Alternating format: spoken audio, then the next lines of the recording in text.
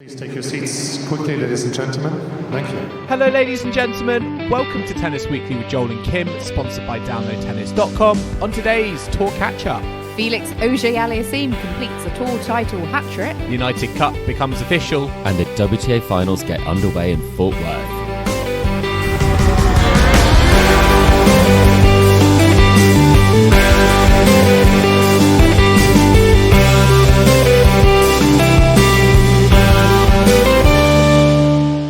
Kim, Chris, today is the 31st of October and we are here to catch up on the week in tennis at Tennis Weekly HQ.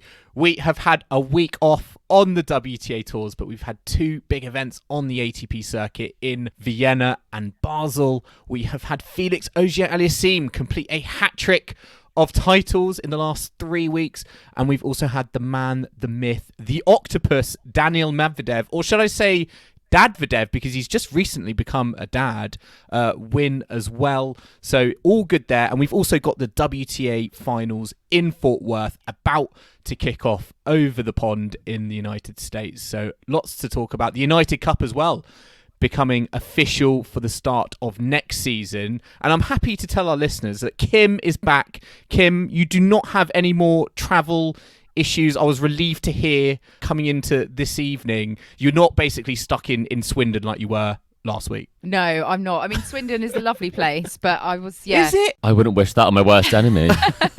I was in the outskirts of Swindon. Oh, in the okay. It gets better. countryside. It gets better. Yeah. But I had dinner by the National Trust headquarters, and if any British people are listening, lovely. you know, the National Trust are quite big. I'm a member.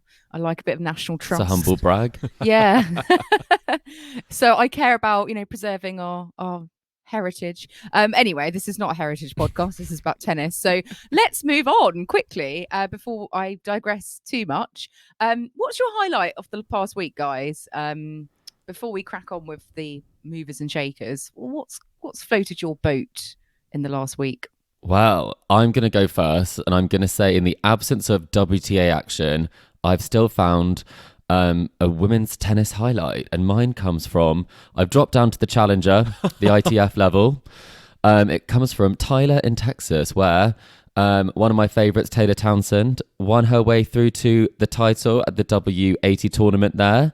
And she didn't drop a set, which was something super nice. She beat some of the podcast favourites of Kai Kanepi and Storm Sanders on the way. She's back in the top 130. And then a fun fact about this is that she won her quarterfinal, semi-final and final all in 24 hours. Oh, wow. So that is a good effort. That's pretty unique, isn't it? Isn't it? 3 Yeah. matches in a day. That doesn't happen too often. Was that because of rain delay, out of interest? Unfortunately, it was because of some weather issues. But nothing can, I say nothing can weather the storm, but that's a bad Storm Sanders joke. Nothing can weather the storm that was Taylor Townsend. There's a tongue twister there. Taylor Townsend, Tyler, Texas. Oh, a lot of teas. Yeah, a lot of on. teas. Texas teas, yeah. I broke it up. In fact, interestingly, all of the players I mentioned, their first and second names are the same. Taylor Townsend, Kai yes. Kanepi, Storm Sanders. Yes. Now, Joel did an English degree. Is that alliteration, or Yes, is that I believe something else? I believe so. I believe Joel that has is a degree? form- No. That is a form of alliteration. Yes, my linguistics degree can confirm that. But yeah, Fantastic. great for Taylor Townsend, because there were no tournaments on the WTA tours. So yeah, there were a few sort of more lower profile events, but great to see. 1-2-5s. Yeah, but great to see Taylor Townsend getting back up there. Do you think she could get back into the top 100? I really do. I think she's a player with great talent. I think she's very happy on the court. And if you can put together some of the wins like this, it's almost harder to get some of these very challenging ITF titles than it is to progress on some of the main tour events. So watch out 2023. Well, I mean, my fun fact of the week, guys, was obviously Rafa related. No. I know, and it doesn't really involve tennis, to be quite honest. Another baby?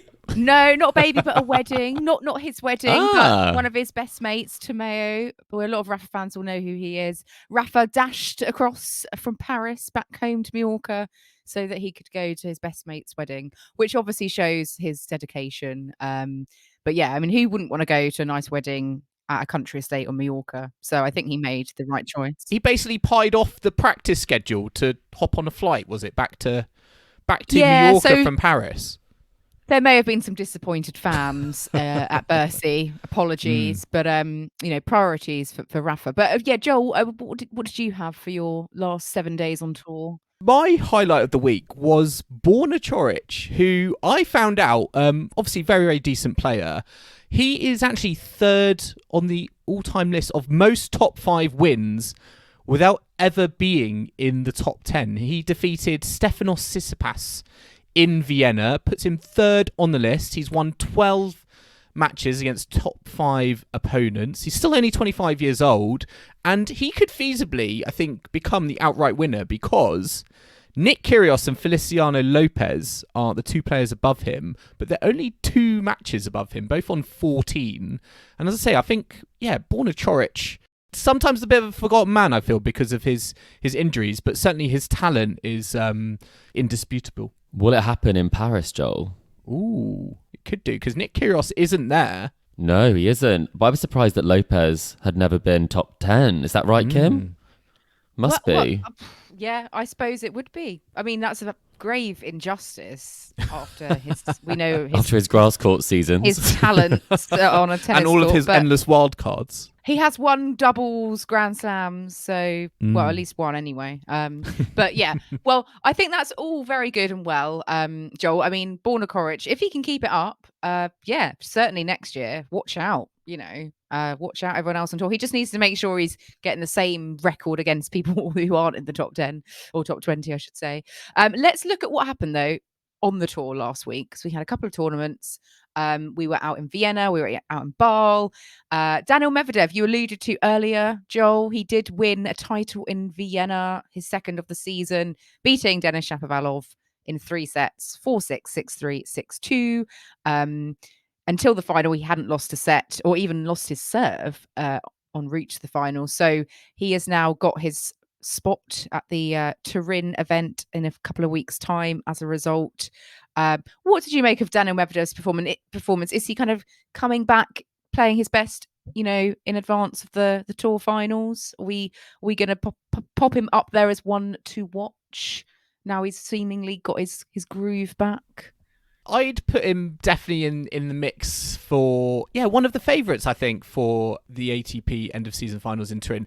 I would base that more so on his performance against Novak Djokovic, in Astana. Those 2 sets they played, I know it ended very, very abruptly with Medvedev retiring, but the quality he showed there makes me think that, he's having a very, he's come back, he's playing some very high level tennis, and he's actually got the trophy to go with it this week. And as I was saying earlier, the fact that very nice, I think, given he's just become a dad this week. I think he donated, or he earmarked and highlighted his wife in the winner's speech. But very good victory for him in the final. I think we saw all of his kind of movement on display, his defensive capabilities, and although I was a little bit surprised, I think Denis Shapovalov took that first set. Medvedev really put too much pressure on Shapovalov, asked him too many questions, and was able to get it done in routine in the end. But still a good showing, I think, from Shapovalov, given, I think, again, a player who's had, I'd say, more downs than ups this season. I was really impressed by Medvedev in this one. I think it was really impressive the way he was able to play this match in a super disciplined way, because some of the tennis that Denis was hitting, I mean, I could not believe, I'd not seen that level from him probably ever. And I think Medvedev said after the match that he just thought that Denis was playing unreal tennis, and he just thought, if I can just hang in this, maybe I'll have a chance there. And he did. And it just shows what a great counterpuncher he is, to be able to realise his opponent is playing so well and still be able to keep his level up and then take advantage of it. Because I think he's played him many times before, and he knows that it's quite easy for Shapovalov to go kind of off the boil. But I think he's definitely in with a good shot when it comes to end of season championships. He talked about how he likes the end of the season. He kind of balances his seasons quite well. He loves an end of season peak. And And I think in Paris, he's going to be really tricky to beat, having kind of won that title before. It was a good performance. I'd quite like to see Medvedev Djokovic again, given we didn't get a final conclusion, I think, in Kazakhstan. And as I said, the spectacle they put on was just fantastic. So it feels like, quite a lot of players are kind of in form at the moment, going into end of season finals. We'll obviously get on to Felix Auger-Aliassime. Hopefully he will be there. But Medvedev, Djokovic, Rafa back in the fold as well.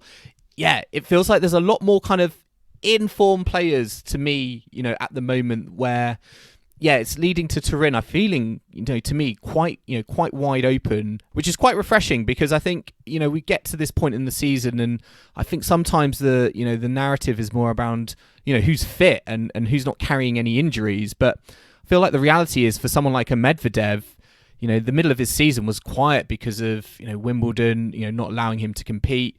He took, the majority of the clay season off as well. So I think, that was unfortunate for him. And, with the world number one ranking as well, it was very much kind of drips and drabs and wasn't any sort of consistency. But certainly the start of his season, and it looks like the end of his season, are coming on strong. Yeah, and I think, just going away from Medvedev, who I agree, I think he's looking like going to be a prime contender for the Tour Finals. Another player who obviously won't be there, has been there before, and maybe hopefully will be back there at some point, is Dominic Thiem, who's now into the top 100 again, at number 100. He obviously lost to Daniel Medvedev in the round of 16 in Vienna, but it's just nice that he is gradually getting a few more wins on the tour and is, he chose not to take the qualifying wild card, for example, into this. And he's able to obviously get into a few more things now, and hopefully this is going into next season. He's sort of at least a bit closer to where he'd like to be, which is I think a nice positive end to his kind of comeback season. Slow and steady. That's I think the name of the game for him. And I guess a couple of other results from this week. British players. Cameron Norrie had a terrible time, really, losing to Marcus Giron straight sets. That was quite a poor loss. I don't know what you both made of that. I know, Chris, you've got some beef with Cam Norrie, haven't you? I think from the last week. I do. I shared it on the Scandal. WhatsApp today. I was having a browse of Cam Norrie's Instagram, as you do. And I was swiping across for a carousel that he posted, and I was like, I recognise that picture. And it was a picture that I took when I was in Stockholm and I was courtside. And there it was. And I was looking around. Is it tagged? Is there a photo credit? Couldn't quite find one. But nevertheless, it's nice to see that my photography skills are being recognised by an ATP top 20 player. Copyright issues, though, there, Chris. Yeah, we need to make the most of this. Yeah, 100%. Yes, it was. Someone did message me and said, can we get royalties from this? And I said, I'm not sure. So maybe we just, Joel, if you could drop him a DM, that would be fantastic, just to follow up there. I'll be very diplomatic about it. We'll be like, Cam, we love you. Can we get a credit, please? Or a cheeky £100. That'd be nice, on the podcast. Or come on the podcast. Oh, yeah, that's better. Yes. That's a better idea. Yes. Then you can use all our photos. No, actually, Lucy Safarova once posted one of my photos on her Instagram. I had gone to, I didn't go to the WTA player party, but I went to look at the red carpet because it's quite exciting. Or the purple carpet, I think, as it was. I took a photo of her arriving and some other players, and I'd obviously tagged her on social, and she just stole the photograph. But there we go. I'm a fan of hers. So it's How fine. dare she? But yeah, how dare she? I know. And what year was that, Kim? Oh, years ago now, maybe 20. And we're over it, are we? Oh, yeah. I'm still bitter to this day. I mean, Kim, a player I enjoyed seeing seemingly return to form, Grigor Dimitrov, getting to the semi-finals, had a very good, very routine win against Andrei Rublev, who I think is going to be at the finals in Turin, but has been made to wait by Grigor Dimitrov. Who got to the semi-finals of a 500, and again, a player who has been, has not been a kind of common talking point on the podcast, I feel, for a long time. But had a very good week, I think, in Vienna, getting through to the semis. Yes, losing to Daniel Medvedev, but impressive nonetheless. Yeah, we know on his day Grigor is a demon on the court. So yeah, good on him. And I saw also that Dan Evans, although he got won a few rounds, got to the quarters in the singles, he beat Joe Salisbury and Rajiv in the Ooh, doubles. that's a spicy one, isn't it? I know. So do you think interesting. he messaged that to Leon Davis Smith Cup. afterwards? I think it was. I think he was definitely inspired by his recent comments to back that one up, because I mean that was very routine. I think when it comes to the Davis Cup double selections, I think if Dan Evans doesn't get picked, I think he might be even more vocal than he already has been about the selection issues. Bit of hoo-ha potentially going on. Well, going to happen there. Him and Jack Draper, please play doubles at the Davis Cup. My campaign continues. Let's have a quick look at Basel, because we had FAA. I mean, he's got a title for each of his, initials in his acronym in the past few weeks, because he's got 3 titles on the trot. I can't believe it. 13 wins in a row on the tour, from a man who just could not get over the finish line in finals to save his life. And now he's got 4 singles titles and 3 on the trot. He beat Holger Rune in straight sets to win in Basel 6-3, 7-5. He's obviously in the form of his life. He beat Carlos Alcaraz in the semi-finals. Also came through Bublik, Kekmanovic.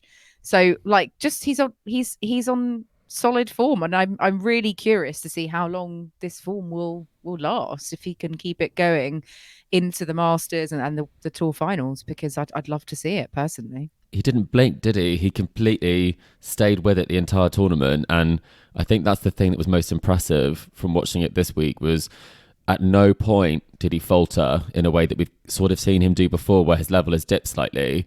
That Carlos match, I could not believe how, I'm not calling Carlos average, but I'm saying he was made to look average by Felix. You would never have thought the rankings were the way that they were, given the confidence and the composure that Felix had throughout that match. And Alcaraz was making some errors and didn't necessarily have the answers in that sort of that matchup. So as we say, and Joel's already said, it's really setting itself up for a very interesting Paris-Bercy tournament, but also end of season finals with so many players playing really well and so many sort of questions around players in terms of their form, like Alcaraz and Nadal in terms of where their level will be at. I mean, I think the biggest thing that's been, is working so well for him, even we spoke about it last week, going to speak about it again this week, his serve and his forehand from the back of the court, it's just such a massive weapon for him. And, I don't think he faced very few break points throughout the whole tournament. I don't think got broken through the whole event. And, Holger Rune, he's had a great, last couple of weeks in terms of his momentum and his confidence, and how he's, really kind of stepped up what it feels like. I feel like, we were originally speaking about Holger Rune as like this sort of clay court player. So it's almost been, to me, a little bit kind of pleasantly surprised by how well he's been able to adapt to kind of like like an indoor hard court. And to me, it's kind of fascinating how both these players are very much, well regarded. We're really curious to see how they're going to do.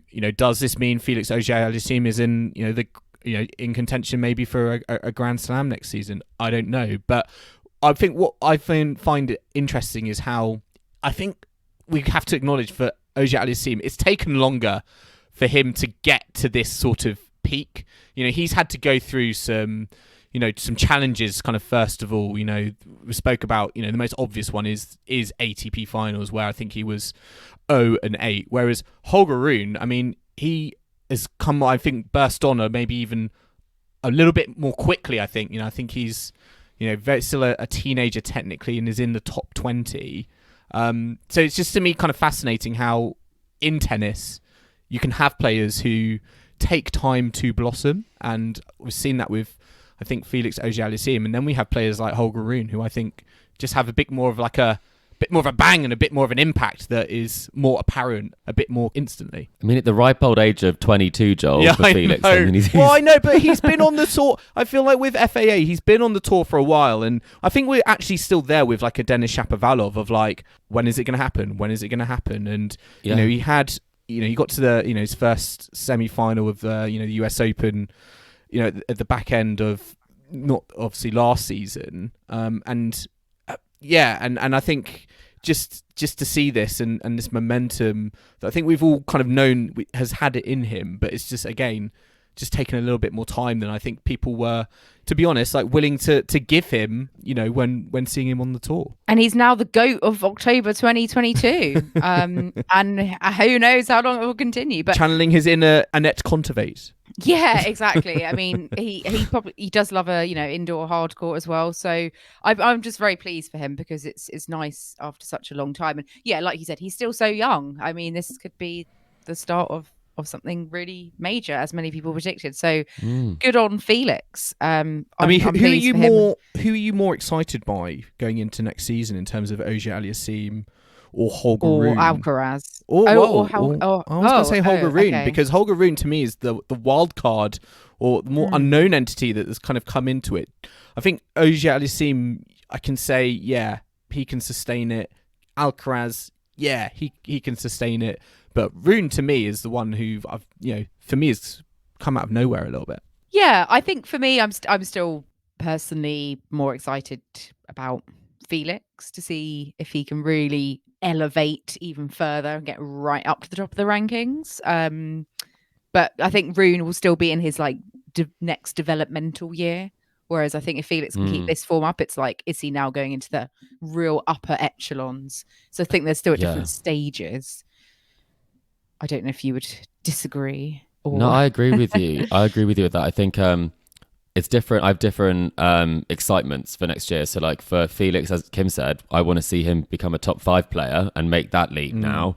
And with Holger, I think, I'm very annoying on our WhatsApp thread because I'm always saying, maybe this is going to do something magic today, and then he lost in straight sets in the final. But I think I'm maybe because I live in Denmark, I'm now very biased in this. But I do think from watching him play live that he has so much ability and so much game, and for him to have made the improvements he has done in such a short period of time, I do think the sky's the limit. But we've seen it before, when Sasha was younger at 17, when he broke out into the tour in a big way, it is hard to make that leap, even from top 20 to top 10 to then it can take time. Push further. But I think, yeah, it can. But I think what Rune has showed is quite a lot of maturity in the last few weeks and improving his mentality, which is impressive. Yeah, and I think that's the thing that actually has impressed me with Auger Alliasime, because when you do see him on the court, I always compare it to kind of Denis Shapovalov. They're very, very different in terms of the maturity, I think, that Alliasime brings, and the kind of coolness, and you feel like he's always very kind of composed.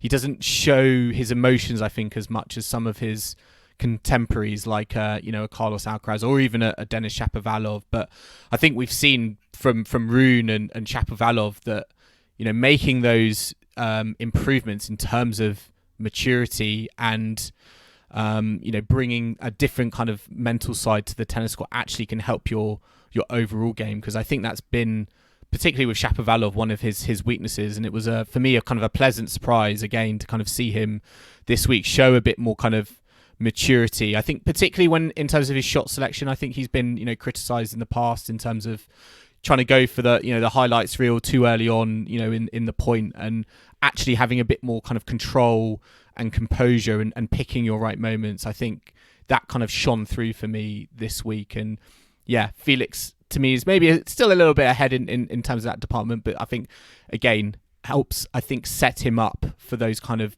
bigger tournaments to come. Who knows, on the grandest stage of all at a Grand Slam. Well, on that note, let's take a quick break, but we'll be back in the second half where we'll be talking about the official announcement of the United Cup, all the round robin draws for the WTA Finals, which get underway today, and also what's to come in the Paris Masters this week. So do not go anywhere.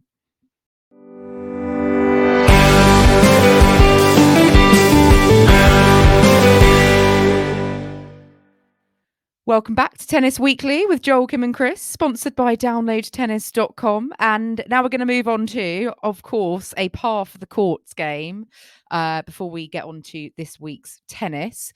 Chris, I believe you have been ruffling feathers potentially by, I think you've got a really hardcore one for me and Joel to to test I our have. knowledge. I have against us. indeed. Is that correct? Is that going to ruffle Yes. our feathers?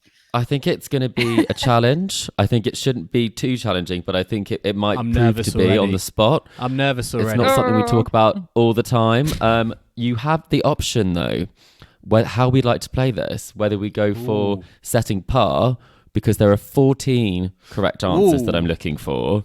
So we could do our first, is it our first Joel versus Kim back and forth, or have we done that one? We haven't. I think we Up might to have done you a guys. long time ago, but I'm confident I'm going to beat Joel. Oh. That's, Shall we? Okay. To be fair, I feel Shall like we back and everyone is forth it? confident that they're gonna beat you. strong words. Okay. Well, I will tell you what the category is, and then you can decide. But I think we should do a back and forth. The category is year-ending championship winners for the WTA Tour since the year 2000. Oh, Okay, that's wow. not actually too bad. Potentially, I think And there's been Yeah. 14. we might. 14 in the last of the. Well, it's not the full 20 years because there was a break in 2020 when it wasn't held because of the pandemic. So just factor that into your answer, Joel. If you thought there was a 2020 winner, Okay. it didn't happen. Okay, so who wants to go first? I think we will let Joel go first because I think the chances of him coming through this are very This slim. is you're giving me like the pity go first like Okay, response. Kim can start. Actually, no, I want it. I want to go first. Yes, okay. Okay. Serena Williams. Correct. Oh, okay. Alina Svitolina. 2018 champion. Garbina Muguruza. Indeed. God, I'm already struggling.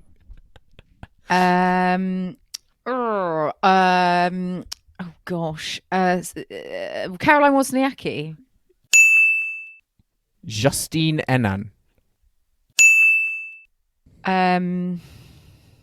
Oh Lord, this is actually quite hard. Going back to 2000. Now, did Venus Williams ever win it? Venus Williams. Correct. Oh, I thought that was going to be a wrong answer. I'm going to say Kim Clijsters.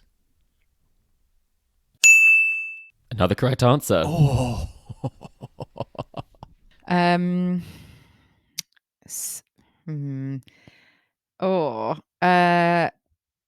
I feel like what I'm going to say is really rogue now. But Anna Chakvatadze?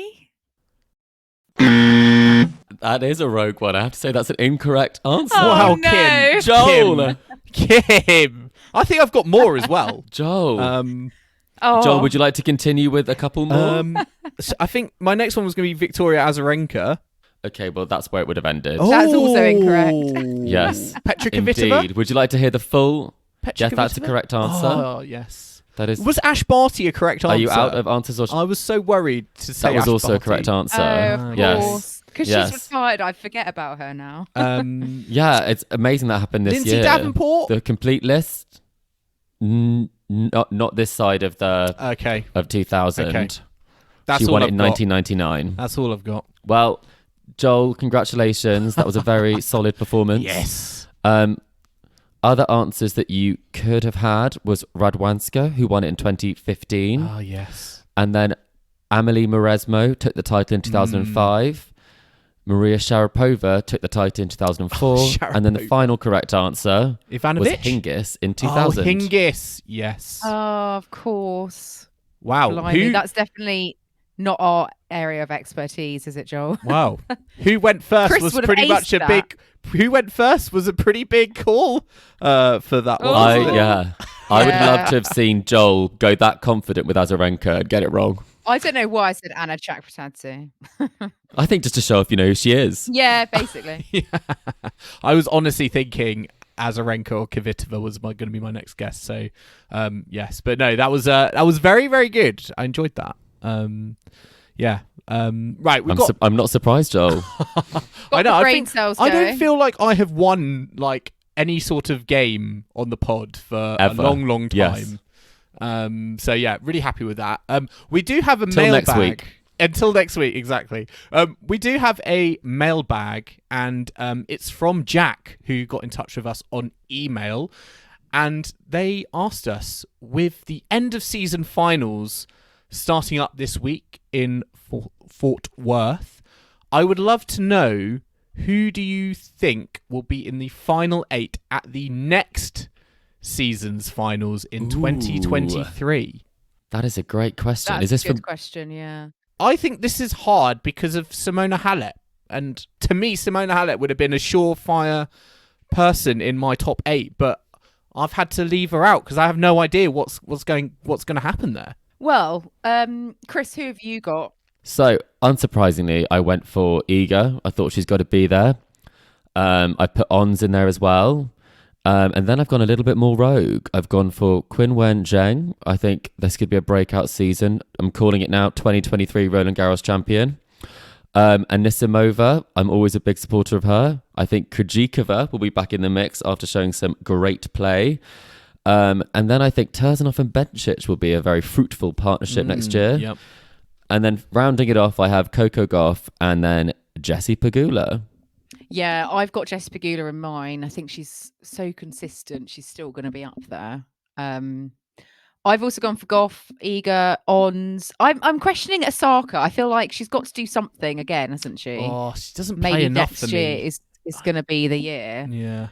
I'm also tempted to go for Caroline Garcia, obviously. Oh, do you think that she'll Well, back it up? And also given her recent coaching, announcement. I don't know. Yeah, that's why I'm questioning myself. I think, I'd like to think that Muguruza will be back up there, and obviously, I guess Sabalenka pretty consistent. Maybe there's maybe a Clara Towson or someone like that's gonna come forward. Ooh. Okay. Or a Leila Annie Fernandez might kind of continue her rise, because that sort of seems to have paused. But I've I feel like noticed she's none still of got a lot more us- potential. None of us are thinking Emma Raducanu. In No, the top 8. not yet. I can't anymore. I can't. No. I honestly Can't go can't there. with those predictions. No, I've gone Swiatek, Jabor, Goff, Bencic, Krejcikova. I have put Muguruza in there because I feel like, she's hit rock bottom. She's going to come straight back up from there. And then I've got Sakkari making up the numbers this year. I think she's sadly going to be making up the numbers as well next year. And I've got Sabalenka as well. I think I'm being a bit harsh on Jessie Pegula. I think she's number 3. I don't know. I'm not convinced she's going to do the same next year. I think, Coco Gauff for me is going to be the sole American in the top 8 for me next year. Fair enough. I was going to say something I saw this week about Muguruza, though. She may be falling on hard times on the tennis court. Off the tennis court, she is not falling on hard times. She learned a new dance move. The 5th highest paid female athlete in the world. Wow. Behind Osaka, Serena Venus, and Simone Biles. So, Sorry, Jessica Pegula. No, Muguruza, sorry. right, sorry. No. Because I was about to say, Pegula's not finding hard times on the tennis court. She doesn't need the money, She's Kim. Well, yeah, she's got a billionaire dad or something. Something like that. Doesn't her dad owns a American football team, something like that. Yeah, she is. Yeah. She's heir to a big fortune there, so maybe that's why she's not on the list. Well, great question from Jack. Got us thinking. It's very hard to predict, especially when it comes to WTA. But we shall see who of the current cohort are there next year. In the news this last week, we do have a few talking points, but the United Cup has become an official thing, which is, I guess, the new formulation of the Hopman Cup. Essentially, it's the new joint ATP WTA team tennis event out in Australia prior to the AO. 18 countries. It's going to be across Sydney, Brisbane, and Perth. So there's going to be 6 groups of 3 teams. It's going to be 4 singles and 1 mixed doubles per tie. And then we're going to have, obviously, different teams advancing through. There's also ranking points on offer. There's a logo for it as well. ATP Cup is no longer. Hopman Cup I guess this is, like the new version of the Hopman Cup. What are your thoughts on the format? The fact that this is definitely official. Are you pleased? Are you glad we've got a mixed event back to start the season off? Can I ask a question? So Of is it course. 2 players per team? That's what my understanding is. Or is it, can you have more players in a team? Like, do we have substitutes, would be my question? Because what if Raducanu plays and needs to withdraw from a match? You know, are you allowed to have Well, I don't think GB. someone else as I part don't of the think team? GB make the cut at the moment. Actually, you know. I think that's probably true, actually. But I'm imagining that one player plays 2 singles rather than 4 players on a team. That's my question. But either way, very excited. I think we love the Hopman Cup. We've made no secret of that on the pod. I love a mixed doubles. I always think that gives some fantastic matches.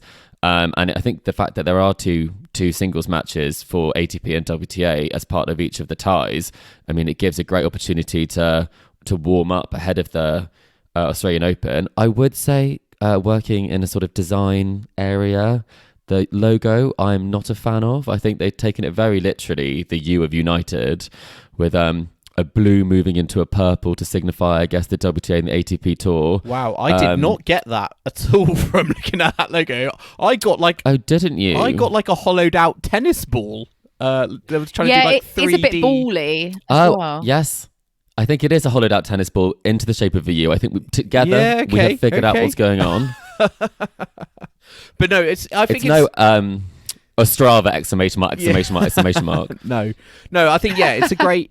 I think I'm really excited. I think a lot more excited, to be honest, than when we heard about the launch of the ATP Cup. I think last week I was talking about I love having kind of combined events when there's ATP and both WTA on site, and the fact that this will have that and also have mixed doubles kind of thrown in, I think it's going to be great. I think also having ranking points will help.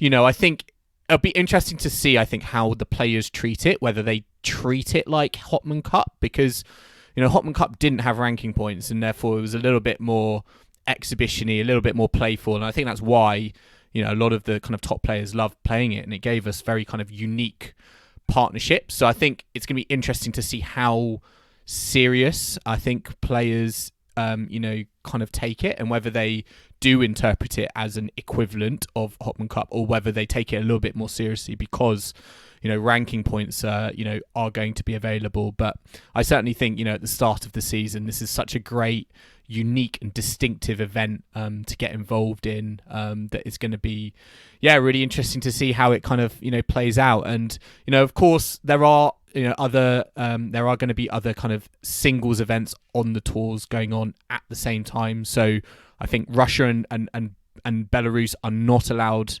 to play in the event, so those individuals will have to go elsewhere. So again, it'll be interesting to see how it sort of fits in. It's not it's not got an exclusive week to play with, but certainly I think it can be an interesting addition in the build up to the Australian Open. Yeah, I think the logo's a bit corporate. It's for me, it's a bit bland. It looks like some kind of tech company logo, but that's just my personal opinion. But an apprentice logo. Almost. I'm sure the event will be lovely. We've had a bit of WTA finals chat already, but let's look ahead to the end of season finals because they are getting underway today out in Fort Worth in Texas. So we've got the 2 groups that have been announced. All the promo photos have been taken. Players have done the old red carpet in their outfits. We've got Group Tracy Austin and Group Nancy Ritchie. So Tracy Austin's group, we've got Swiatek, Coco Gauff, Caroline Garcia and Daria Kasatkina. And Group Nancy Ritchie, we've got Ons Jabeur and Jessie Pegula, Maria Sakkari and Arina Sabalenka. What are your initial thoughts on the breakdown of those 2 groups? Do you think there's one group that is significantly stronger than the other? Or do you think it's a fair divide? Oh, Tracy Austin, I think, is the stronger group. It's the group where I wasn't sure who would. Well, I'm still not obviously saying I'm sure because I know how predictions go on the pod. But when you've got Auger and you've got Garcia in there as well as Gauff, I think that is where the real strength of that group lies. Whereas I do think that in the second group, in Nancy Ritchie, it's Ons and Pegula are really players I can see past based on their form this year. That's my take. I mean, that's interesting because I was reading in the build-up, Pegula has a losing record against everyone in her group. So I don't think it's as much of a done deal. I do think, if you base it on the form this year, I think there's like for me, there is kind of 4 outstanding candidates in the top 4 rankings: Swiatek, Goff, Jabeur, and Pegula. But yeah, I don't think it's as certain for me. But certainly, I think in that first group, yeah, I still sort of leaning towards the top players. I think it's to me, I think there is a bit more of a divide. I think versus between the top players and the players who I'm not expecting to really put up much of a fight versus I think in Turin, where I do think it could be a lot less predictable. Which is quite interesting, really, because normally it's the other way around, isn't it? With the women's and men's. But yeah, I agree. I think the sort of most in-form players are in the Tracy Austin group. I feel like Zachary is how rude. I feel like very rude saying this, but I feel like she's kind of making up the numbers. But that sounds awful, doesn't it? Saying that. Don't worry, I said it on the pod last week. In no way Kim. am I predicting her. It's a safe space. I've gone for I don't know about you guys. I've gone for Jabeur and Pegula to make it out of Nancy Ritchie, and Auger and Caroline Garcia to make it out of Tracy Austin. And I think I've got an Ons Auger final in my pathway through, with Auger winning. I feel like we potentially will have all the same champion in our predictions. I have gone quite similar to you, but I think I've got the difference in who comes first and second in the group. So I actually have Ons versus Auger in the semi-finals, and then I've got Garcia versus Pegula. And I put Garcia going through the final because what I like about the round robin format is you can play the same player twice, just like last year when Contemplates beat Muguruza, I think, in the round robin and then lost her in the final. I think that's so fact. True. I'm hoping so. I think it makes it a bit spicier, a bit of fun if 2 players are playing particularly well in one group. Joel, who have you chosen for your predictions for this one? Yeah, I've got Swiatek, Jabeur in the semi-finals. And I've got Swiatek defeating on Jabeur in the semi-finals, and I've got Coco Gauff defeating Jessie Pegula as well. I think there's going to be an all-American matchup. I'm expecting Coco Gauff to come through that, and I'm seeing a Swiatek Gauff final, but I just have to go with Iga Swiatek based on what you guys have said and based on that she has been the standout player on the tour this year. She's refreshed, she's recuperated. I'm still not sure if she should have played San Diego, to be quite honest, but I think it's going to be in theory, if Swiatek plays the level she's been showing week in, week out, it's hard to argue against her. I agree. We're kind of on the same wavelength, so let's see what unfolds in the next week out in Fort Worth. I'm more curious to see how this event is going to go because, it's not been like the other years when it's, we've known it at the start of the season and, we've been looking forward to it. It's been quite uncertain. I think, since the pandemic's been over, I think a lot of the calendar has just been, it's a quarter here, a quarter there, and it's events announced with very little kind of planning time, and sometimes that can go against you. We saw in Naples with the Naples Cup on the ATP side have lots of issues with the courts having to be relayed, and I'm obviously not hoping that this event will suffer any sort of problems like that, but I think it does put under the microscope, events that do get, nominated to host something during the season when time is of the essence, and how it goes. I think it's going to be fascinating to see if maybe the tennis doesn't live up to the billing because Iga Swiatek's just going to steamroll it. I think I can tell you with confidence, though, the court has been laid. The court is down. The court has been laid. It has always arrived. A start, yes, it actually arrived from Naples. It was travelling over. Yeah. So that court's really doing the rounds now. But they've sold over 30,000 tickets. So I think it's... How impressive does that sound? Yeah, Joel, you've got umbrage of that. Yeah, I was like, but there's a lot of days of tennis to be played, and if there's day and night sessions, I don't know. Is it? I can't remember if it's a day-night format, but Does 30,000 sound more impressive than it actually is? That's still quite a lot of people in Texas going to see tennis. Okay. But is it a massive stadium like they have in It's America? quite a large stadium, yes. Well, either way, I always thought that was quite a nice number, but I guess that's less than a day's play at Wimbledon. That is, well, yeah. I mean, we'll have to. How's that going to look on the TV screen? Is what I'm curious. You just zoom in, very close shot, very close shot. No panning of the back seats. Yeah. I mean, let's have a look at the other big event happening this week, which is the Paris Masters. So we've got lots of big names back in action. Rafa's there, Novak's there, Carlos Alcaraz is the top seed, of course. Daniel Medvedev, can he keep up his good form? Can FAA make it 4 on the trot? Everyone's there basically, aren't they? It's very exciting. I mean, we're not there, but although you guys are going somewhere else very shortly, we'll get onto that in a bit.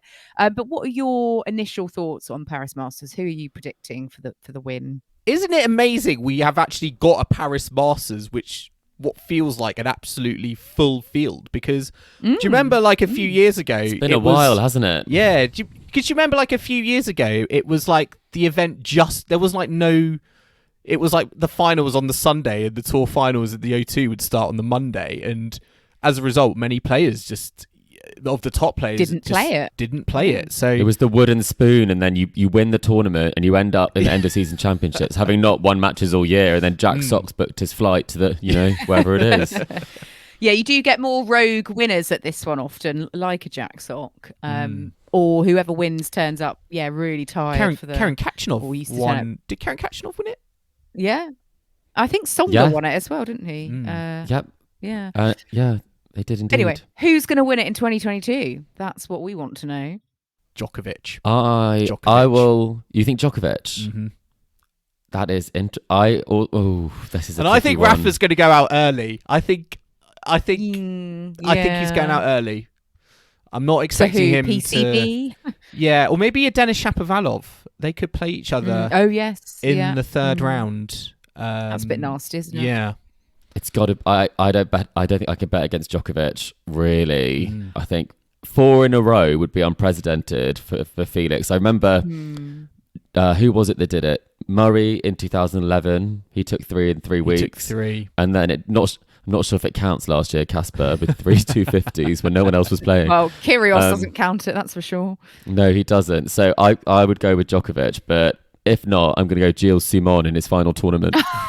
Well, I mean, Chris, he's Wow. a set and 3-2 down to Andy Murray at the moment. So hopefully, he loves a long match. Well, do you know what? Where Andy Murray is always playing when we record. Every time we record. Yes. Monday night match. Do you know, interesting No fact buys. about interesting fact about Andy Murray, Gilles Simon. I was reading it is the most prolific in terms of matches played against each other in terms of a rivalry outside of the big 3. I think they've played each other 11 times at Masters events. Wow. So Murray Simon is like a Fedal. Yeah, but outside the big Yeah. outside the big 3, yes.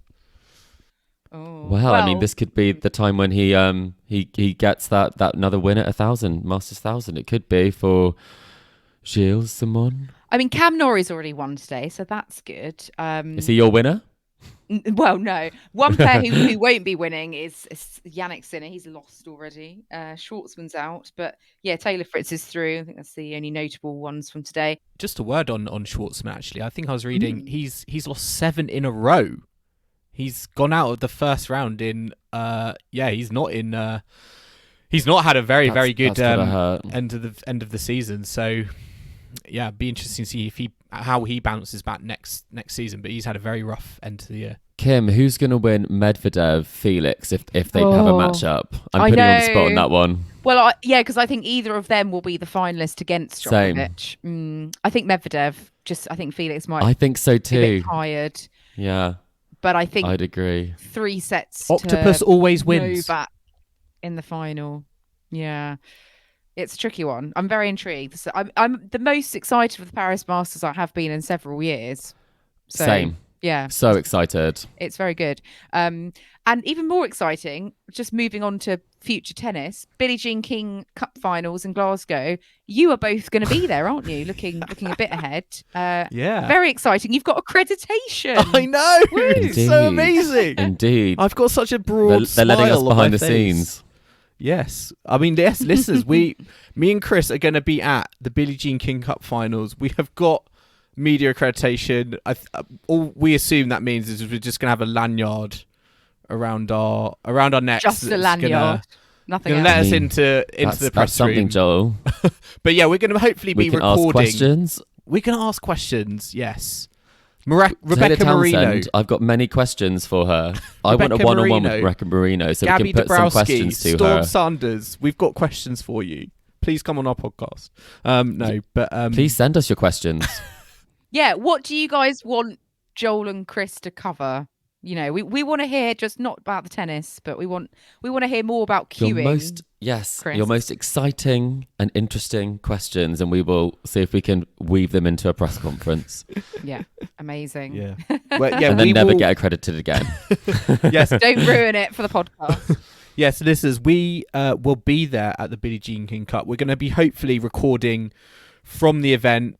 Each day we are there. So if you are there and you want to meet Joel and Chris, you want to actually put some faces to voices. Just let us know on social media or via email. We're always happy to talk tennis to fans in attendance. But yeah, looking forward to it because we were in Prague last year. I'm curious to see how Glasgow compares. Hopefully more people there, I would say. But the beer's more expensive. Yes, that's probably the situation, I imagine. Actually, Kim, that's the tournament in a nutshell. I'm just sad I can't join you guys, but I know. I'm stuck in Swindon potentially next week. Oh, It's busy season for you, Kim. Yeah, my full-time job, my day job is crazy at this time of the year, so I can't get the time off. But I'll be there in spirit to join you. So I hope you have a cracking time. But I think that brings us to a close for this week, doesn't it? We'll eagerly anticipate the results from Fort Worth and Paris over the next week, and we'll be back, I guess, in a week's time to catch up as usual. Yes, listeners, I hope you've enjoyed listening to this latest catch up with Tennis Weekly. Remember to subscribe to us to stay up to date on all the action to come on the ATP and WTA tours, including all the finals coming up on whatever device you listen to us on. We're on Apple Podcasts, Spotify, and all major podcasting platforms out there. You can also listen to us on the downloadtennis.com app. And if you like what you're hearing, then make sure to leave us a rating and comment on Apple Podcasts or Spotify. And you can follow us on social media. We are on Facebook, Instagram, and Twitter at Tennis Weekly Pod. So do give us a like and a follow if you don't already. Let us know any thoughts, feedback, comments you may have, any questions for Joel and Chris for the Billie Jean King Cup Finals, or just any questions for the mailbag generally. You can also email those across to us. tennisweeklypod@gmail.com is where you can find us. And don't forget to check out our website, www.tennisweekly.co.uk. And before I finish, Chris, I almost forgot how dare I? You have got a Stockholm diary entry. We weren't able to fit it into the podcast last week, but you have given us a diary entry which is going to play after the credits of this episode. So listeners, if you have made it this far, listen to the end because Chris is going to stick with us. Is there any more Cam Norrie references in your fan diaries? Oh, absolutely. There was many incidents with Cam Norrie, and okay. Maybe there will be another reference to the photo. Well, listeners, if you're thinking about taking a trip to another tennis event, and maybe you thought about going to the Stockholm Open, then I recommend listening to Chris after the credits to get his take on the fan experience. But in the meantime, we are going to wrap up this episode of Tennis Weekly, and we will be back next week. So I hope you can join us for that. But in the meantime, it's goodbye from Kim. Goodbye. It's goodbye from Chris. Goodbye. And it's goodbye from me. We'll see you again soon.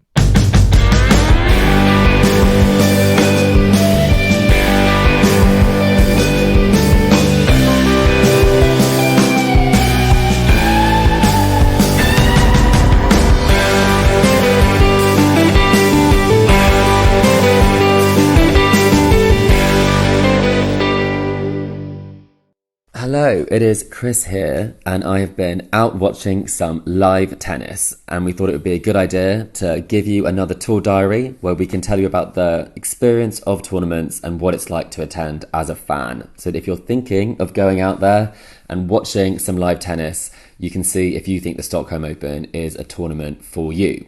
So the Stockholm Open is an ATP 250.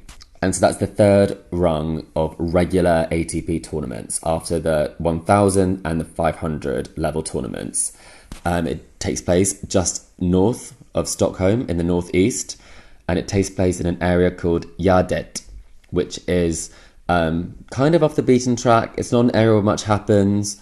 It's slightly on the industrial side, and the location in that area is the Kungliga Tennishallen, which is a very traditional, old school sort of gymnasium vibes tennis hall, and it's been hosting the tournament since 1969, and it's also the home of the Kungliga Låntennisklubben, which has 1,100 members, and it also includes royalty as members. So it's a very beautifully kept facility, and a facility that is completely steeped in history.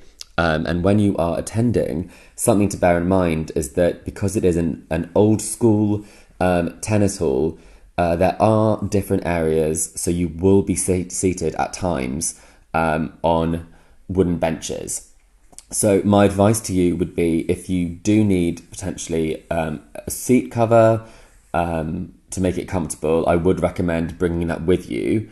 If you are on the side that is opposite to where the umpire's chair is, that's the side which has the balcony above it, they do all have, in that main block to the side of the court, they are all proper seats. So if you are someone who does need a proper seat, then that is why I would recommend you purchasing tickets. The stadium has a capacity of 5,000, and they've recently rejigged how you are able to enter and exit the tournament. It's become a bit more of a thing, and I think it has aspirations to become even bigger, because previously you'd enter through the front doors of the club, and now you enter through a side entrance, which then takes you a much longer way around through a big corporate entertainment area, which then takes you all the way through to the Tennishallen. And that's something which I think you can understand why they've done, but I do think it does detract from the fan experience, because when we went to an evening session, we did have to queue for quite a while because they only had 2 people scanning tickets, and it is a long, long way. So it is quite chilly at times in Stockholm as well, so you can get caught out in the cold there. And I do think that when it comes to tournaments, they have to make sure the fans can get in to watch the match, because many people missed the start of the Tsitsipas match that we watched. In terms of the matches that we saw, we went to quarterfinals day. And that is the first day that is split into 2 sessions. So if you go prior to that, then it will be 1 ticket which covers all the matches that day. But we saw all the quarterfinals on one day, and we were courtside for the first lot of matches. And there is no bad seat in the Tennishallen at all. And what's great about the nature of the tournament is that the practice courts are so close to where you're able to stand right by the bar. And so they are on the way in, so you're able to see people play, but also at the sort of the entertainment facilities, you can be almost on the practice court, which is something that's great. You can't really get that close to tennis in lots of other tournaments. On the day of the quarterfinals, what is good about this tournament is that it takes place at a very tactically interesting time of the year, because players are trying to qualify for the end of season championships at the ATP Finals. So lots of players are still playing these smaller tournaments, whereas when I went to Hamburg earlier in the year, the lineup was not as good because it fell in that sort of in-between period after Wimbledon, where there was a bit of a clay section before the US hardcourt swing. So you do get your money's worth in terms of top talent. And headlining it this year, it was supposed to be Taylor Fritz, who pulled out due to the pressures that he had on his body from doing well at some previous tournaments. And Tsitsipas stepped in and took a wild card and was the number 1 seed. So also on the billings were Cam Norrie, Holger Rune, Denis Shapovalov, de Minaur, US Open semi-finalists Francis Tiafoe. So there were some big names and some really interesting people that I hadn't seen play before.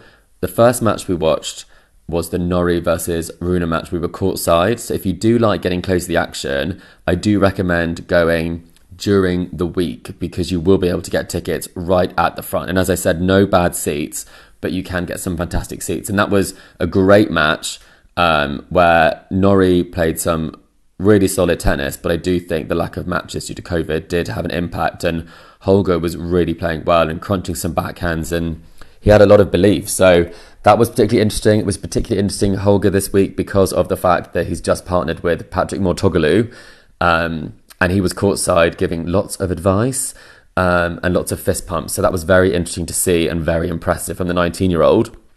Also fun seeing a Dane in Stockholm because it's so close to Denmark. There was lots of support and a fantastic atmosphere.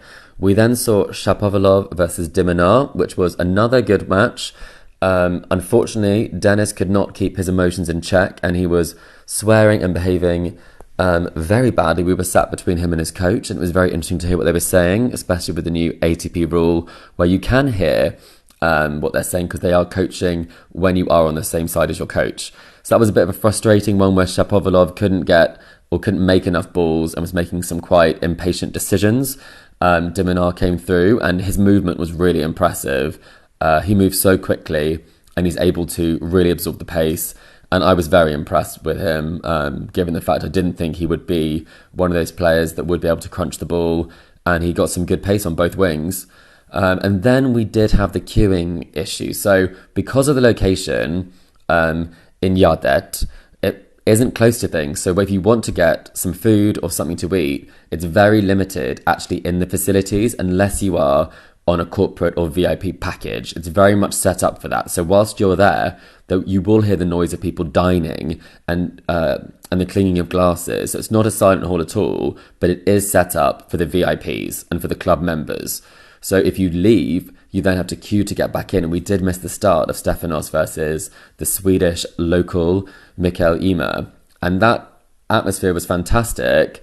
It was, if you like a refined tournament, it was very noisy. People are stamping their feet on the wooden boards of the arena. So it is a very hectic atmosphere in the evening sessions. So if that's not for you, I'd recommend the day session where it is much more mild-mannered and much more chilled out. And I think the Friday night definitely brought the vibes from the Swedes that were in attendance. And then the final match that we saw, which did come on very late, was the TFO Rusevori match. So if you are looking at going and you don't fancy a late night, definitely a day session because the evening sessions do start at 6, so they can go quite late in the evening. And that was a bit of a non-event. Both of those matches were a little bit of a non-event, with Stefanos coming through quite easily, but making it a bit more difficult than it should have been. And then the same with sort of the TFO match where he didn't really turn up. So it was those matches I'd say were a bit disappointing. It was great to see a Swede at the Stockholm Open, to experience the madness of that and the madness of that event. So I would say I prefer the day session personally from a tennis experience. It is that bit less hectic and it is that much more easy to get around and to get use the facilities that you need to. So I'd say that for me would be my recommendation. Another thing to note is that you can't take any food in or drink or any sort of fluid when you do go and sit down at your seat either. So you have to be very careful with that, and you have to consume stuff outside of the actual tennis hall itself, like where they play the tennis. And then we went to the finals day, which was fantastic. We did see a Britain action there. Lloyd Glasspool was unfortunately defeated in the doubles final, and we got very, very close to watching the Stefanos warm-up for his final. Literally a couple of meters away, and that was very interesting to see that so close and live. So I do recommend, if you are there, to check out the practice courts because it is quite a unique experience. And that final was fantastic, where it's great to see someone really winning a match and playing at the top of their game. And it would have been a real disappointment if Tsitsipas had managed to sort of get back into it if Rune hadn't held his nerve, because Rune had played such a fantastic match and it was so assured. So overall, I mean, it couldn't have been a better result for the tournament in terms of a Dane doing well in Sweden. There's a lot of Danish media attention there. and there's a lot of fan support for a sort of a semi-local playing against the number 1 seed and kind of a household name in Tsitsipas. I went with two friends from Copenhagen, and they have different levels of tennis experience, and they both really enjoyed it, from the nature of it being so close to the action, but also the fact there were some big names there. So as a tennis enthusiast myself, and with two kind of varying degrees of kind of tennis experience, it is something that is an event that is for everyone, and it will get the names that people will have heard of if they're not as familiar with some of the more sort of the top 50, but they are very familiar with the top 5. So a fantastic tournament. I would recommend not staying very close to where the tournament is. I would stay somewhere like Sodemam or somewhere like that. But nevertheless, it's a tournament that I hope to return to next year. I very much enjoyed it. And I hope this has been helpful. And until next time, I think the next one will be the Billie Jean King Cup, where we will be giving updates on the daily. And it won't be a tour diet, it'll be me as we go. But this was the Stockholm Open. And so if you go next year, you might see me there.